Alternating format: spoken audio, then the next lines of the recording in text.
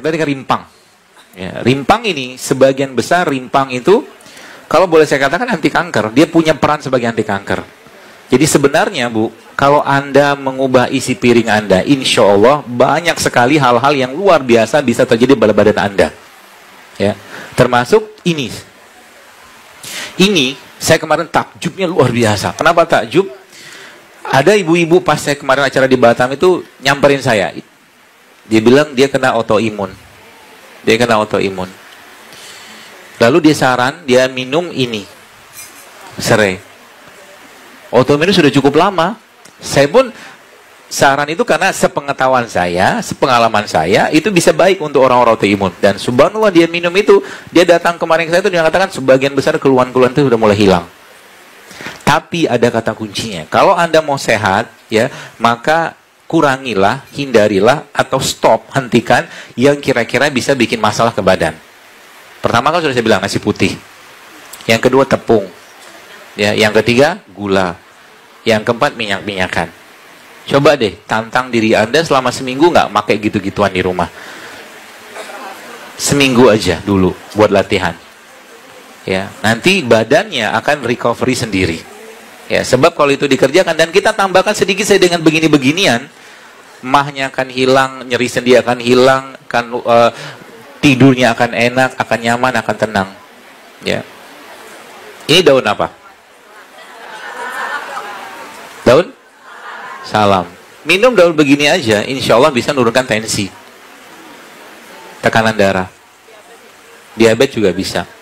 Jadi, apa kebetulan Allah menciptakan beginian? Kalau Allah ciptakan ini kenapa? Allah maha tahu. Apa Allah nggak tahu bahwa zaman sekarang itu banyak autoimun? Allah maha tahu. Apa Allah nggak tahu zaman sekarang banyak kanker? Allah maha tahu. Apa Allah nggak tahu ke zaman sekarang banyak degeneratif? Allah maha tahu. Maka Allah ciptakan ini semua. Maka kalau sakit, jangan datang ke dokter dulu. Jangan datang ke herbalis dulu. Datang ke Allah dulu. Pakai toolsnya. Toolsnya apa? Wasta'inu bisobri wassalah. Sholat dulu 2 rakaat, tanya sama Allah, minta ampun sama Allah, lalu tanya kepada yang maha kuasa, Tuhan kita, tanya, ya Allah, apa tumbuhan yang kau ciptakan yang bisa mengobati penyakitku ini?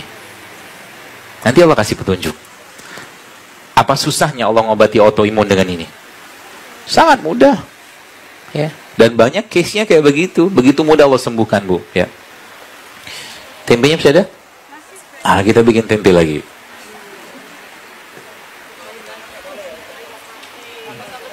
Iya, potong kecil-kecil. Oh, sudah ada. Kurang kecil. Kurang kecil. Cukuplah. Setengahnya lagi. Potongannya, ukurannya. Ya, jadi begitu mudahnya Allah berikan itu semua. Ya. Jadi rempah, rimpang. Yang pertama, yang kedua itu. Yang ketiga apa? Probiotik. Probiotik ada pada semua produk-produk yang difermentasikan. Contohnya apa? Tempe. Ya. Yang kedua apa? Tape. Tape itu bagus. Gak usah banyak-banyak, makan yang dikit aja. Tapi, ada tapinya. Probiotik itu makanannya prebiotik. Maka prebiotik itu apa? Ini prebiotik. Sayuran ini prebiotik. Maka kalau Anda makan tempe, ya, maka makan sayur supaya kuman baik yang ada pada tempe tadi berkembang dengan mereka ini. Itu kata kuncinya. Jelas ya? Apa yang terjadi 80% imun sistem kita atau sistem kekebalan tubuh kita dibuat di pencernaan. Dan di pencernaan kita itu, Ibu sekalian, makanannya tadi probiotik, prebiotik. Inilah yang mungkin ada satu diet ya disebut dengan yang ini hasil ijtihad seorang guru saya juga. Itu disebut dengan diet Abasa. Diet Abasa. Diet Abasa itu apa? Piring kita itu dibagi 3 porsi. 4/6-nya sayur dan buah. Termasuk itu ada tempe juga, 4/6-nya. 1/6-nya biji-bijian. 1/6-nya baru protein. Anda melakukan pola kayak begitu, ya Anda rutinkan, maka akan banyak hal-hal yang terjadi pada badan kita. Dia akan recovery sendiri badannya. Ya. Jadi ini apa? Ini prebiotiknya. Ini juga prebiotik. Apa tuh namanya? Buah-buahan kayak begini. Setiap buah-buahan ini punya kandungan yang berbeda. Kalau Anda lihat alpukat. Alpukat itu secara saintifik, kalau Anda lihat kan bentuknya kayak begini kan. Alpukat ya. Jadi memang ada beberapa buah yang memang mirip dengan organ yang ada pada badan kita. Kayak alpukat. Alpukat itu kan bentuknya kayak uterus. Kayak rahim. Ya kan? Maka alpukat itu salah satu penguat rahim yang paling baik.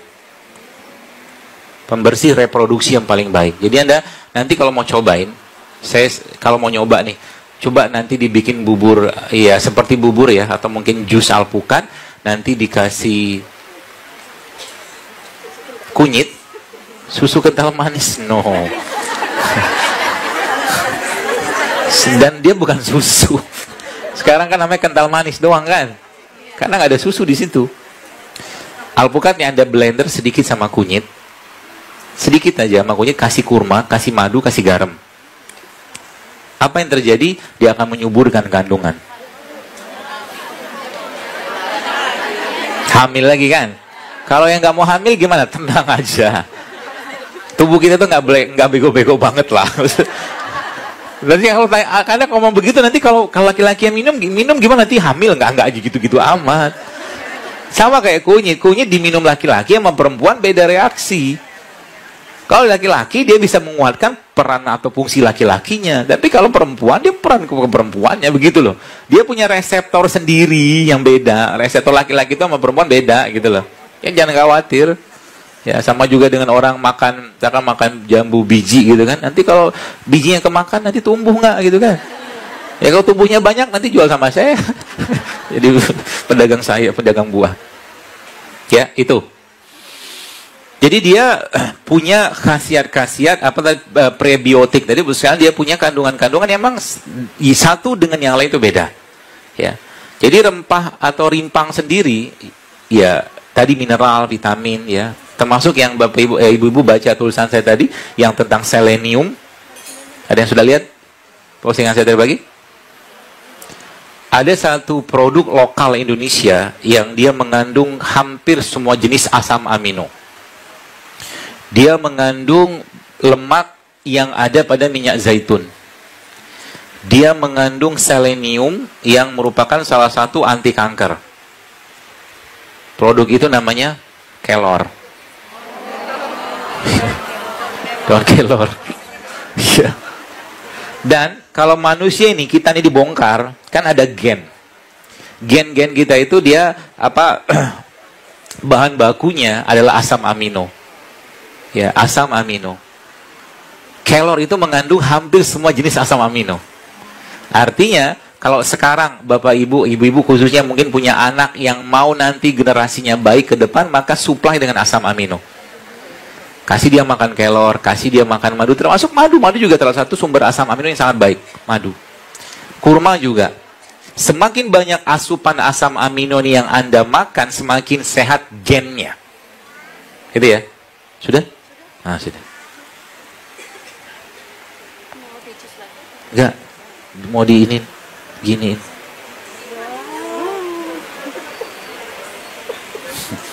Habis madunya tuh.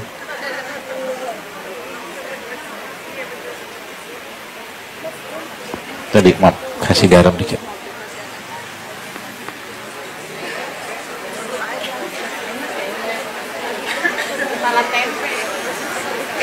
Ada centong nggak?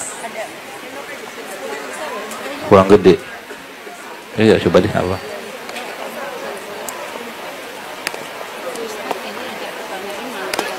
Iya.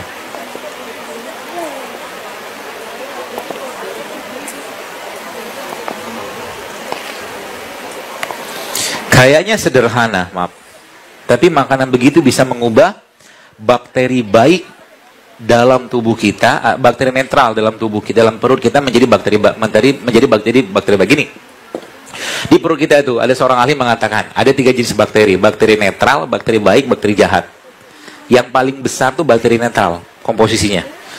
Sesuatu yang sehat dimakan kayak gini ya, sayur, buah kayak begini, jahe kayak begini, si netral ini akan berubah menjadi baik. Oke? Kata kunci ada pada probiotik, prebiotik. Maka dua ini akan memperkuat sistem badan kita. Sehingga bakteri jahatnya, tanda kutip, itu akan lemah. Kasih mereka. Iya.